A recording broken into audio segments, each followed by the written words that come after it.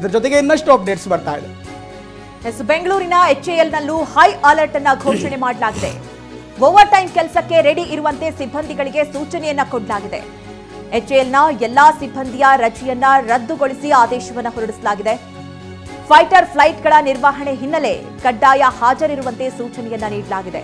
ಇನ್ನು HALನ ಎಲ್ಲಾ ತಂತ್ರಜ್ಞರಿಗೆ ಕಡ್ಡಾಯವಾಗಿ ಹಾಜರಿಗೆ ಸೂಚನೆಯನ್ನ ಕೊಟ್ಟಿದ್ದು, ತುರ್ತು ಪರಿಸ್ಥಿತಿ ಎದುರಿಸಲು ತಯಾರಿಯನ್ನ ನಡೆಸೋದಕ್ಕೆ ಸೂಚನೆಯನ್ನ ನೀಡಲಾಗಿದೆ. ನೋಡಿ, ಬೆಂಗಳೂರಿನಲ್ಲೂ ಕೂಡ HALನಲ್ಲೂ ಕೂಡ ಹೈ ಅಲರ್ಟ್ ಘೋಷಣೆ ಆಗಿರುವಂತದ್ದು. ಈಗಾಗಲೇ ಗಮನಿಸ್ತಾ ಇರೋ ಹಾಗೆ ಯಾವ ರೀತಿ ಉದ್ವಿಗ್ನ ಸ್ಥಿತಿ ಇದೆ, ಯಾವ ಟೈಮ್ನಲ್ಲಿ ಏನ್ ಬೇಕಾದ್ರೂ ಆಗಬಹುದು ಅನ್ನುವಂತಹ ಪರಿಸ್ಥಿತಿ ನಿರ್ಮಾಣ ಆಗಿದೆ. ಹೀಗಾಗಿ ಓವರ್ ಟೈಮ್ ಕೆಲಸಕ್ಕೆ ರೆಡಿ ಇರುವಂತೆ ಸಿಬ್ಬಂದಿಗಳಿಗೆ, HAL ಸಿಬ್ಬಂದಿಗಳಿಗೆ ಸೂಚನೆಯನ್ನ ಕೊಡಲಾಗಿರುವಂತದ್ದು. ಯಾವುದೇ ರೀತಿ ರಜೆ ಇದ್ರೂ ಕೂಡ ಅದನ್ನ ರದ್ದುಗೊಳಿಸಿ ಆದೇಶವನ್ನ ಹೊರಡಿಸಲಾಗಿದೆ. ಫೈಟರ್ ಫ್ಲೈಟ್ಗಳ ನಿರ್ವಹಣೆ ಹಿನ್ನೆಲೆಯಲ್ಲಿ ಕಡ್ಡಾಯವಾಗಿ ಹಾಜರಿರುವಂತೆ ಸೂಚನೆಯನ್ನ ಕೊಡಲಾಗಿದೆ.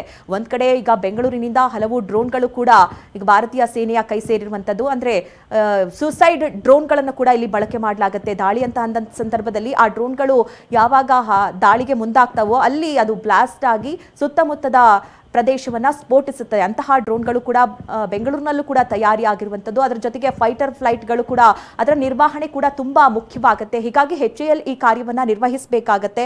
ಹೀಗಾಗಿ ಸಿಬ್ಬಂದಿಗಳ ಅವಶ್ಯಕತೆ ಇರುವಂತಹ ಕಾರಣಕ್ಕಾಗಿ ಯಾವುದೇ ರೀತಿ ರಜೆಗಳಿದ್ರೂ ಕೂಡ ಅದನ್ನ ರದ್ದುಗೊಳಿಸಿ ಕೆಲಸಕ್ಕೆ ಹಾಜರಾಗುವಂತೆ ಸಿಬ್ಬಂದಿಗಳಿಗೆ ಆದೇಶವನ್ನ ಹೊರಡಿಸಲಾಗಿರುವಂತದ್ದು. ಎಲ್ಲಾ ತಂತ್ರಜ್ಞರಿಗೂ ಕೂಡ ಕಡ್ಡಾಯವಾಗಿ ಹಾಜರಿರುವಂತೆ HAL ಸೂಚನೆಯನ್ನ ಕೊಟ್ಟಿದೆ.